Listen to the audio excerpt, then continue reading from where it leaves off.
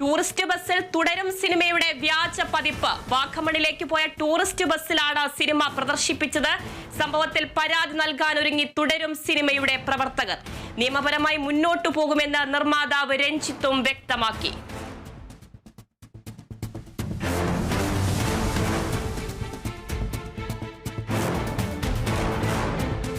Tourist ബസ്സിൽ തുടരും സിനിമയുടെ വ്യാജ പതിപ്പ്. വാഗമണിലേക്ക് പോയ ടൂറിസ്റ്റ് ബസ്സിലാണ് സിനിമ പ്രദർശിപ്പിച്ചത്.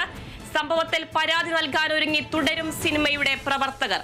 നിയമപരമായി മുന്നോട്ടു പോകുമെന്ന് നിർമ്മാതാവ് രഞ്ജിത്ത്.